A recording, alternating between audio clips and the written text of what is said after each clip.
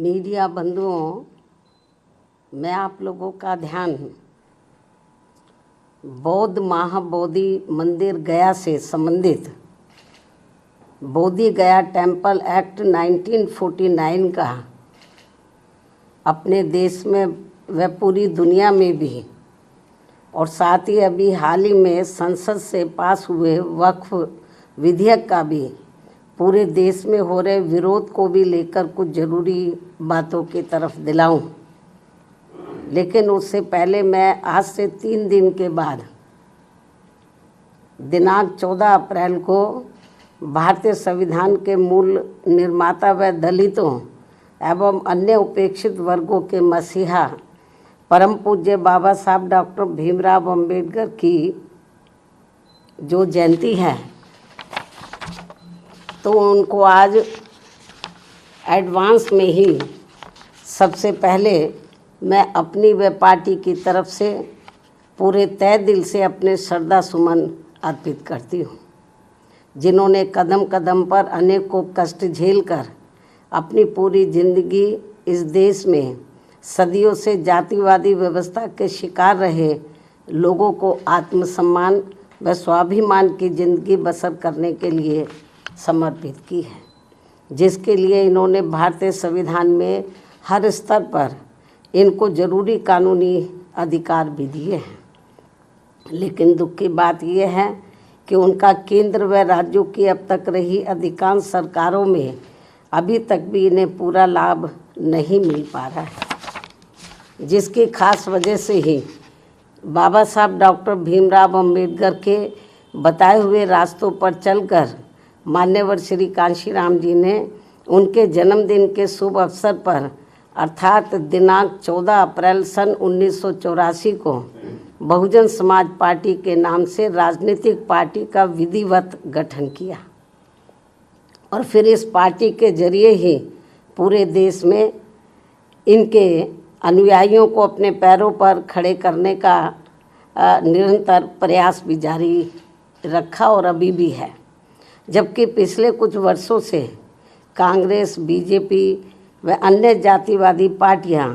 खासकर बाबा साहब के जन्मदिन के मौके पर उनके अनुयायियों के वोटों को लुभाने के लिए जो किस्म किस्म के हथकंडे इस्तेमाल कर रही हैं और इस बार भी कर रही हैं, तो उनके बहकावे में ना आकर इन्हें अपनी एकमात्र हितैषी पार्टी बीएसपी के बताए हुए रास्तों पर चलकर ही उनके अधूरे रहे कारवां को मंजिल तक जरूर पहुंचाना है।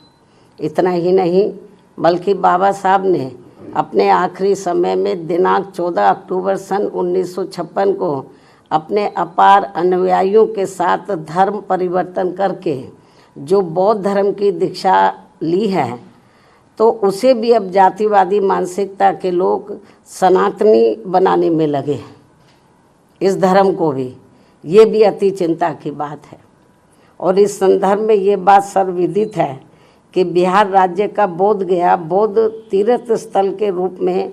देश व दुनिया भर में अति विख्यात है। बोध गया में तथागत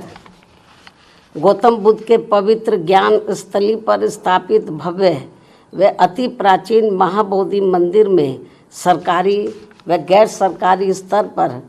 गैर बौद्ध धर्म के मानने वाले लोगों के बढ़ते हुए प्रभाव एवं दखल को लेकर पूरे देश व दुनिया भर के बौद्ध भिक्षुओं व बौद्ध अनुयायियों में भारी बेचैनी व आक्रोश व्याप्त है तथा वे लोग इसको लेकर कांग्रेस की सरकार के दौरान सन 1949 में बने बोध गया मंदिर प्रबंधन कानून में जरूरी परिवर्तन की मांग को लेकर शांतिमय ढंग से काफ़ी समय से आंदोलित भी हैं। ये कांग्रेस के समय में ये कानून बना था। उल्लेखनीय है कि देश की आज़ादी के बाद कांग्रेस पार्टी की सरकार द्वारा बिहार में बोध गया मंदिर प्रबंधन के संबंध में जो कानून बनाया गया था, तो उसमें जिला अधिकारी की अध्यक्षता में 4 हिंदू व 4 बौद्ध धर्म के मानने वाले लोगों की कमेटी बनाने का प्रावधान किया गया है। जो पहली नज़र में ही अनुचित, अनावश्यक व भेदभावपूर्ण लगता है। और सरकार की इस अनावश्यक दखल अंदाजी की वजह से ही वहाँ महाबोधि मंदिर में पूजा पाठ, देख रेख, संपत्तियों के संरक्षण, उसका रखरखाव व साफ सफाई आदि के साथ ही लाखों तीर्थ यात्रियों की सुख सुविधा आदि को लेकर भी स्थिति लगातार असहज व तनावपूर्ण सी बनी रहने की आम शिकायत है, जिसकी वजह से बौद्ध धर्म के मानने वालों की ये मांग है कि महाबोधि मंदिर की पवित्रता को पूरी तरह से बनाए रखने तथा इसकी सही से देखभाल के लिए ये ज़रूरी है कि मंदिर में पूजा पाठ, उसकी सुरक्षा व संरक्षण आदि की पूरी जिम्मेवारी बौद्ध भिक्षुओं व बौद्ध धर्म के अनुयायियों को ही सौंपी जाए, जो इनकी ये मांग जायज़ है, जिस पर वर्तमान सरकार को तत्काल उचित ध्यान देना चाहिए। वैसे भी अधिकतर लोगों का यही मानना है